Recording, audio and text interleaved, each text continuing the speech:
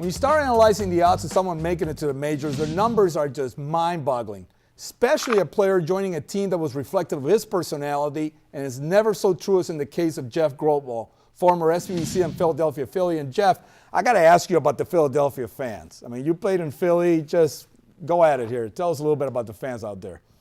Hey, Michael. Thanks for having me. I sure appreciate it. My pleasure. They're definitely there before the game is there, and they're there after the game. A lot different than the West Coast, where they, come late and leave early, brother. They bleed Philly back there, and thank goodness, for our season, because we weren't that good, and the Eagles were in first place that year, so they kind of took a little heat off us towards the end. Are they as crazy as people make them out to be? I mean, are they as wild as the persona that they people think about them? No, absolutely. There's no doubt about it. They love their sports like there's nothing else. I really lucked out because the group of dirtbags I was with, the dirtbags weren't in Boston when they won the World Series. The dirtbags were in the 92 and 93 Phillies when I were there. And the fans back there loved that group of guys. And even though we went from, last to first, when we were in last place, they loved us. We got in 4 or 5 fights that year, and we always competed. We were a little short on pitching, but if you give what you got in Philly, they'll do anything for you. Tell us a little bit about that group that you played with. I mean, I believe Jim Fregosi was the manager at the time, or? Yeah, I was very, very blessed. Jim Fregosi was my minor league instructor, and then when he got called up, I think he was very instrumental in my chance to get to the big leagues when the time came. We had some real good guys. We had Larry Boa was our bench coach. Oh, that's a feisty guy. Oh, he's a fighter too. And we had John Kruk, Mitch Williams. I still can't believe Mitch is on television. Neither can I. Now, Krucky I can. He was always a lot of fun, and he's a little more intellect than he leads on. We had Darren Dalton, who was the leader, and Lenny Dykstra, and my personal best friend was Dave Hollins. We had some really, really great guys. I always said about Lenny Dykstra, anybody that has a nickname like Nails, that speaks volumes, huh? Yeah, absolutely. It was a great, great group of guys, I'll tell you. Well, you're a rim of the world graduate. You played here at Valley College, hard worker. I believe you were at Point Loma, and then you wind up get into the minors. I mean, tell me, for the kids that are out there watching the call, what is it like that day as a baseball player when you get that phone call telling you that you're headed to the major leagues? Pack up. Well, it's not really. It's definitely out of body. We had worked so hard. I was in the minor leagues for 4 years before I got that call, and we're so conditioned to go into the park every day. And I can remember very vividly. I'll give you a quick story. It was a Sunday, and my wife dropped me off at the park early. I had gotten hit on my elbow, so I had to do some treatment on it to get the swelling down. And my wife dropped me off at the ballpark and went shopping with my 2 kids. And so I was at the park about a half an hour, and Lee Ilya called me in and said, Dell Swain, who's now the manager of the Cubs, got hurt. You need to be in Philadelphia in 3 hours. So I got on the phone, and the first call I made was to my wife. And you get so accustomed to being in one place. I called Teresa, and I said, honey, we got the call. We got to go to Philly. And my wife had just gotten back from the grocery store, and she looks at me, or she answers me the phone call, and she says, honey, we can't go. I got a refrigerator full of food. Yeah, refrigerator full of food. What were your strengths as a player? Why do you think Philly liked you so much? I mean, because you fit right in. I said at the beginning of the show, you're a tough guy. I mean, you play the game very hard. You played a position which catching, which you always played it with a lot of passion, and you were a strong kid. I mean, was that something they were looking for in you? Well, thanks, Mike. I appreciate that. But, you learn that in the minor leagues, and I think every organization is a little bit different. The Phillies were very, very blue-collar, hard-working, and it was a perfect fit for me, and I was just very, very blessed to get the opportunity, to be honest with you. Very fortunate. But one of the things that I always tell everybody, and these kids especially, is You can't control what happens around you, but you can control how you prepare every day to be the best in the best position to succeed that day, no matter if it's learning pitchers, running the bases, whatever it could possibly be, always be in position to succeed. What were the people that you met that helped you along the way? We talked a little bit about a common friend of ours, Tim Steele. Tell us a little bit about his influence on you.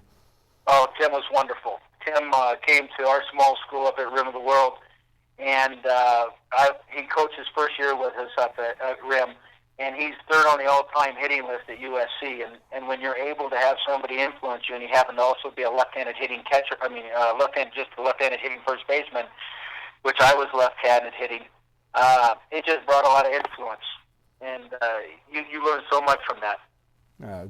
Terrific human being, even better than a player. You are the few people. You're probably the only person. Correct me if I'm wrong. That played for both Steve Smith and Stan Sanchez. Can you contrast their styles? Yeah, absolutely. I loved them both. They were both tremendous coaches for us. Smitty was, I'm going to run you into shape, and we're going to physically beat them up, and which fit me okay too. But Stan was enthusiastic and brought a lot of energy to the stadium or to the park. And both styles worked for Valley. We won titles each year.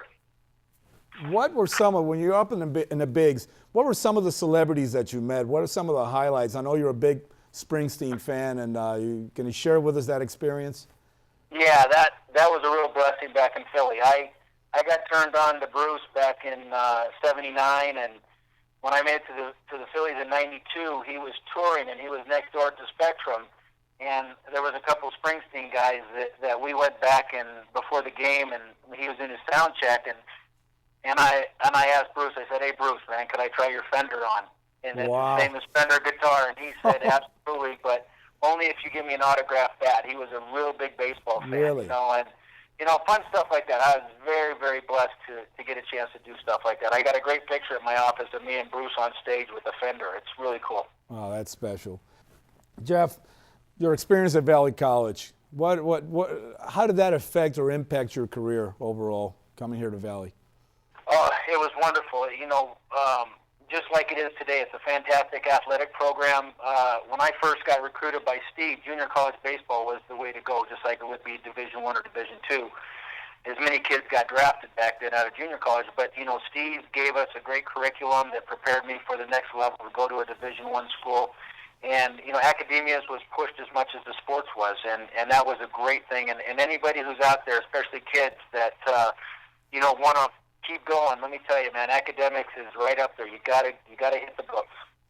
What's Jeff Grotewald doing now? What's the president of Jeff Grotewald? What are things that you're doing right now? And what does the future look like for you? What are things you'd like to do? Well, I'm very blessed. I got my great wife who attended Valley with me in San Diego, and we've been married now 30 years. I got 3 beautiful kids. Wow. And I've got some design centers which feature flooring and things like that in a construction company. So I have my hands full, and life is very, very good. I appreciate everything that we have, and my time with you especially, and that group down there is forever in my heart, brother. Oh, well, special. Thank you, Jeff. Jeff, what the kids that are, as you see these kids coming up, they want to make it to the bigs, they have these great visions of grandeur. What is the one advice you can give them as a former major league player? And by the way, I cannot let you go without telling us the fact that you owned the record for a while, which you just talked about. Could you share that record with us? Well, I think the stars were lined up just right one day in San Francisco. I hit my first big league home run off of Bud Black, and the next night Mike Jackson, and then the third day in a row off of John Burkett. And I didn't know it at the time, but the Hall of Fame called for my bat. It was 3 pitch-hit home runs in 3 days. I don't know why it happened. I only hit 4 home runs in my life in the big leagues. And you hit 3 in a row. Yeah, in 3 days. I was very, very blessed, let me tell you. So your bat is at the Hall of Fame, am I correct? That is correct. Wow. Yes, that is correct. That's quite a legacy there. What do you tell young kids coming up right now? We're up against the clock here. We just got to, if you can give us a little bit of advice for young baseball players coming up. Absolutely. I enjoy the game. Enjoy the game. I have one thing to say is they've got all these travel balls, and these kids are doing this thing 12 months a year. hey, if you want to go play football, you want to play soccer, you want to go do something else, go do it, man. Great athletes are going to succeed. You don't got to play that dumb baseball, man. Have some fun at this. Don't get burned out on it, and swing it hard, because if you hit it, you got a chance, brother. Well, Jeff, I really appreciate your time here and streaming with us. You know, I believe this is the first interview. You're kind of like the Howard Hughes of of celebrities in the area. We've been trying to get you to do an interview, and I'm glad you finally were gracious enough to give us some of your time. By the way, I really like your stairs right there, man. That really looks good. Thanks, Michael. My wife's in charge of all the decorating, brother. Well, I really appreciate your time, and thank you for being with us, and we'll see you down the road, okay, brother? Michael, I love you, brother, and it's just always great to connect with you, man. You're my favorite. Thank you, Jeff. Very kind of you. Ladies and gentlemen, Jeff Grotewald, Valley and Philly legend and a true mountain man in every way. See you at the ballpark and see you at the games. This is Mike Sola. So long.